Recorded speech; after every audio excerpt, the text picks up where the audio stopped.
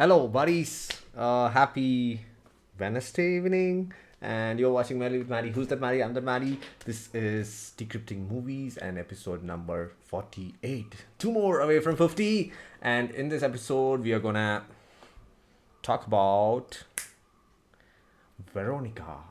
This was a very special movie because one of my fans, Mr. Sam Cruz Padawan, was in Bangalore and I was watching this movie in my home theater along with him. So we did a lot of stuff like playing games in PS5 and going out, shooting, book club, a lot of stuff. But one of the events that we did was like watching this movie together. So it was a special movie and it's a horror movie. So horror genre, base genre is horror thriller, and I would really love to talk about this movie. It's so good. So yeah, let's see the story. The story is pretty. It's by the way, it's a Spanish film that's available in Netflix with subtitles, so it shouldn't be a big deal watching it in Spanish. And so it happens in Madrid, one of the what do you say, busy districts, and it's about a 15-year-old teen. So her name is Veronica. So the story is about all about Veronica, and it has been conveyed that it is based on true events, and it's happening on a solar eclipse day. So it starts with the police cops are getting an emergency call, like how in America 911 is like an emergency call, like they get an emergency call and they're saying that there's something going wrong and terrible in a particular house in a flat apartment, and they rush in to see that, and it's like mayhem there, a lot of bloods, and then there is this girl who's like lying unconscious and she's being taken to hospital. So nobody knows what happened, but it's like something pretty supernatural and demonic. And we switch to the flashback where we are going to see what happened. So Veronica is like a 15-year-old girl and she has like friends, Diane. So this is Diane, and this is I don't know what's that, Rosa. I might have switched the name, so that's all I know. Yeah, so these three are like buddies, and they want to do something special, and especially on a solar eclipse day. So since it's being a school for educational purposes, the students are taken to terrace, the school terrace, and then it's pretty far. You can see my posters, right? Yep. Yeah, so they are being taken to the terrace, all the students, and they are given special paper glasses which is kind of custom made, and they have to look into the look the solar eclipse with these glasses. And what happens now is these three buddies, they actually plan something, something fishy.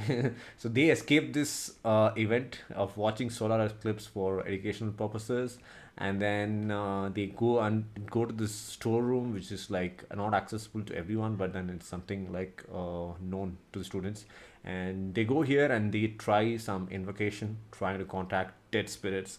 So one of the friends has a boyfriend who was dead in an accident, and Veronica actually lost her dad. So yeah, her background story is like she's a teenager, and then she has like young siblings, one set of twins, and then one younger brother who's like hardly 4 or 5, and her mom is like working hard, like she runs a restaurant and she's busy, so she's like pretty much the second mom and taking care of kids, home, everything. So she's like a woman, not a teenage but a woman.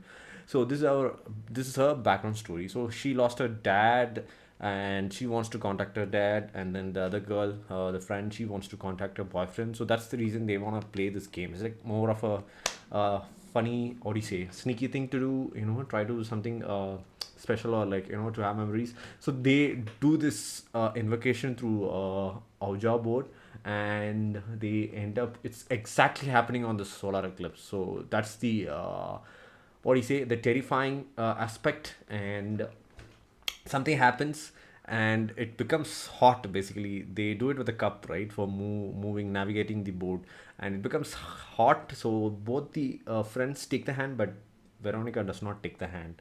So context or idea is like she gets possessed by some spirit, and then she kind of starts yelling and screaming, and she kind of whispers some curses, and she faints. So she basically faints. So after that event, she's been admitted to the I would say school, let's say clinic or something, and she wakes up there and they say that you fainted due to iron deficiency. But then after this event has happened, she starts feeling things different. She starts feeling supernatural phenomena, and she feels that she's being haunted by demons. And her brother and that siblings, twins, are under attack. So the demon is trying to kill her siblings, and she tries to tell her mom, but then mom is super busy, and they have like a what do you say? Not fight and all, but the relationship is not good because she feels that mom is putting so much time into the work. She does not have time for her as well as the siblings. And the friends who actually did this ritual with her starts avoiding her, and it's becoming so hurtful and painful for Veronica. She's not only possessed by demon, but then she feels lonely that even her own friends is not supporting her. So things get more complicated, and then it's becoming more and more, the presence is getting stronger. She kind of draws Viking symbols around her house to protect from the demon, but then somehow it burns all those things, and she starts seeing phenomena. So it gets basically scarier and then creepier. So it's a authentic horror film with a good story, and I mean watching this movie. I enjoyed watching this movie. So I what happens climax? I don't want to spoil it. You can still go watch it. I'm not told what happens to Veronica. So yeah, the outstanding aspects of the movie, I would say, writing, and then narrative, and then editing. I love the editing. So the editing was top notch. I think it came out in 2017. And it's pretty much far advanced editing tricks or techniques they had employed. I loved there was narrative through the editing as well, and color also. Like when you can see the color pattern used when there is like night scenes and the day scenes.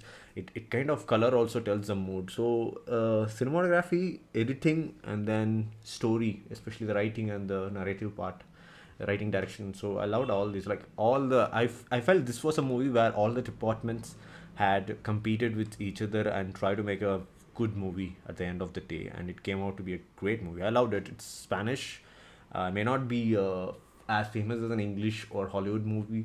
It's really good. It's in Netflix, and somehow I ran into this movie and I watched it along with my fan Sam Cruz Palawan and friend.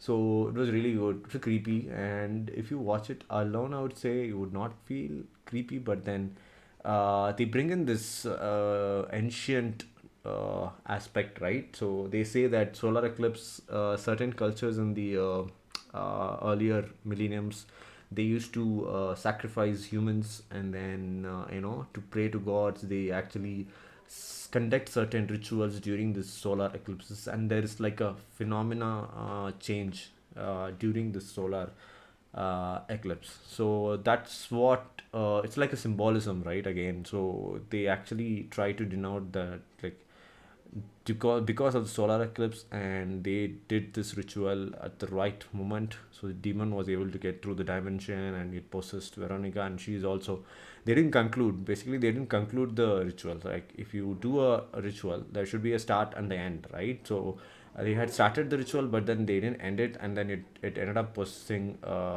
Veronica, and how she battles being a teenage girl, how she battles trying to save her siblings and trying to save her family, and what happens to her at the end of the movie is the whole story. And we have like interesting characters, like there's a nun without eyes. I mean, in the sense, she's blind, and she kind of, without even talking to Veronica, she feels like what she's going through.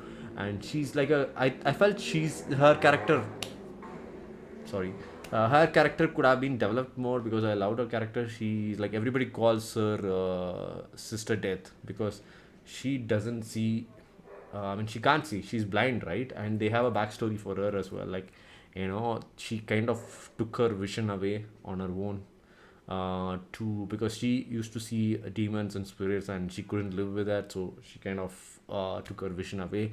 And yeah, I felt characterization, they could have developed certain characters. Mom is like a hardworking labor, and raising three, I mean, almost four kids, right? One Veronica, and then like a couple of twins, and then a brother. So after basically a family with her dad, and then mom was working hard to put in that financial support, and kids are like, going have to work, growing up with sense of responsibility, and Veronica being like second mom, and she has to battle to, she just wants to be a normal teenage kid in a school, like, have a boyfriend or like good friends, girlfriends, like that. But she's like, because of this ritual, she has been isolated, and that loneliness is also conveyed rightly. And yeah, it's basically a horror movie with some demon. They have not explored the demon part, which demon possessed her, or like, what's the background story of the demon and all, like Insidious or Conjuring, right? So they have like, what kind of demon is it, or Hereditary, or what do you say? A lot of movies have this demons, exploring demons from the ancient cultures, but that's not happening here. They have some subtle references to solar eclipses, and then they do not explain what demon or why it came. So finally, something happens. I don't want to say what's happening in the climax, so you should watch it for the climax. I really enjoyed it, and there was, I would say, symbolism was there. Definitely, symbolism was there. That's why I was like attracted to it, and especially when they're talking about this. So just before this ritual was going on, they like, in a class, the teacher will be explaining about solar eclipse, and then the bell will ring, and it's like a time for everyone to go up and watch it. So it's like a handmade solar eclipse glasses, like you should watch it through the glasses, and they all like queue up, and then everybody sees it, and even their sister death is there, and then these three girls just sneak into the storeroom, and they see do this ritual. And this is a pretty much inciting incident. So this is a photo or a frame from that scene where they try to do this Ouija board ritual, and it turns up pretty bad. And the music and sound effects. So it has to be really good for a horror movie. So I really loved it. So everything came in well, and at the end of the day, you would feel like you watched a good horror movie. And nowadays, you know about horror movies, right? Just they put in some jump scare scenes or like sound effects, and then they make it like, okay, it's like a horror movie. But then this has a very good story, and good narrative and editing. I love the editing, color grading, and then cinematography, music, all came into well, gel together. And it's all about Veronica, so that's why they named it Veronica. And it's kind of revolves around her, and it's pretty much the ending that you don't want, but it's actually a event that happened, right? Actually happened. So they convey that it's based on true events, and so it's actually from the reports that have been come in. So they have developed a story based on the reports that came in from that day's emergency call, and the report filed by that cop who took over the case.